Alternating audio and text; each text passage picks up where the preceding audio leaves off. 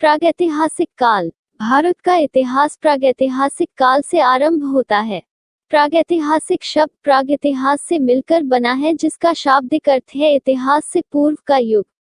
प्रागैतिहासिक प्रीहिस्टरी इतिहास के उस काल को कहा जाता है जब मानव तो अस्तित्व में थे, लेकिन जब लिखाई का आविष्कार न होने से उस काल का कोई लिखित वर्णन नहीं है।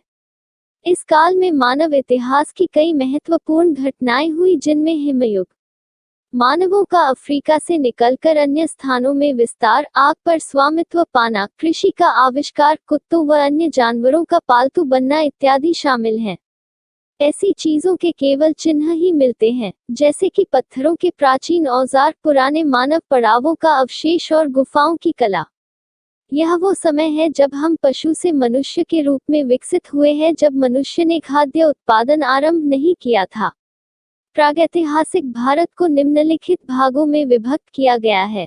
पूर्व पाषाण काल, मध्य पाषाण काल, उत्तर पाषाण काल, धातु पाषाण काल, पूर्व पाषाण काल। पूर्व पाषाण कालीन सभ्यता के केंद्र दक्षिण भारत में मदुरा, त्रिचनापल्ली, मैसूर, तंजौर आदि क्षेत्रों में इस सभ्यता के अवशेष मिले हैं।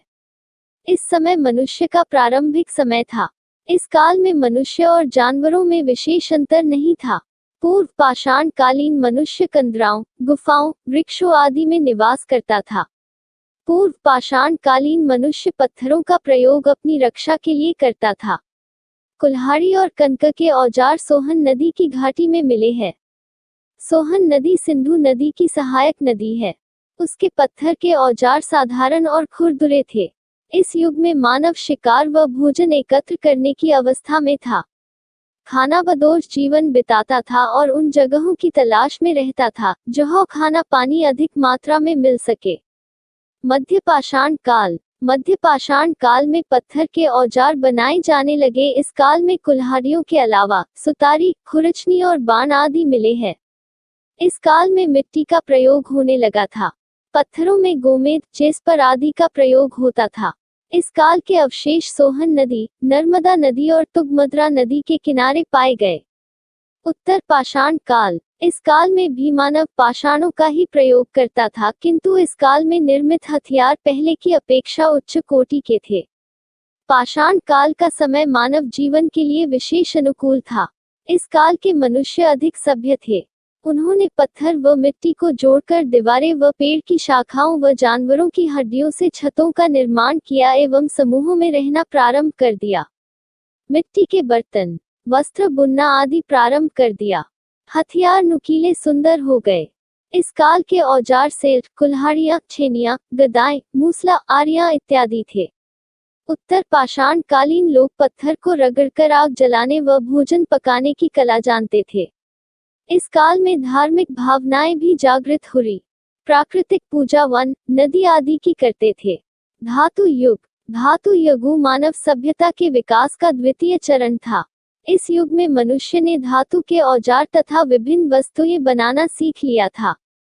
इस युग में सोने का पता लगा लिया था एवं उसका प्रयोग जेवर के लिए किया जाने लगा। धातु की खोज के साथ ही मानव की क्षमताओं में भी वृद्धि हुई। हथियार अधिक उच्च कोटि के बनने लग गए। धातुकालीन हथियारों में चित्र बनने लगे। इस युग में मानव ने धातु युग को 3 भागों में बांटा गया। ताम्र युग, कांस्य युग, लौह युग। ताम्र युग। इस युग में तांबे का प्रयोग प्रारंभ हुआ। पाषाण की अपेक्षा यह अधिक सुदृढ़ और सुविधाजनक था। इस धातु से कुल्हाड़ी, भाले, तलवार तथा आवश्यकता की सभी वस्तुएं तौबे से बनाई जाने लगी। कृषि कार्य इन्हीं औजारों से किया जाने लगा। कांस्य युग। इस युग में मानव ने तांबा और टिन मिलाकर एक नवीन धातु कांसा बनाया जो अत्यंत कठोर था। कांसे के औजार उत्तरी भारत में प्राप्त हुए। इन औजार में चित्र भी थे। अनाज उपजाने व कुम्हार के चाक पर बर्तन बनाने की कला सीख ली थी। वह मातृ देवी और नर देवताओं की पूजा करता था। वह मृतकों को दफनाता था और धार्मिक अनुष्ठानों में विश्वास करता था। ताम्र पाषाण काल के लोग गांवों में रहते थे। लौह युग। दक्षिण भारत में उत्तर पाषाण काल के उपरांत ही लौह काल प्रारंभ हुआ, लेकिन उत्तरी भारत में ताम्र काल के उपरांत लौह काल प्रारंभ हुआ। इस काल में लोहे के अस्त्र शस्त्रों का निर्माण किया जाने लगा। ताम्र पाषाण काल में पत्थर और तांबे के औजार बनाए जाते थे।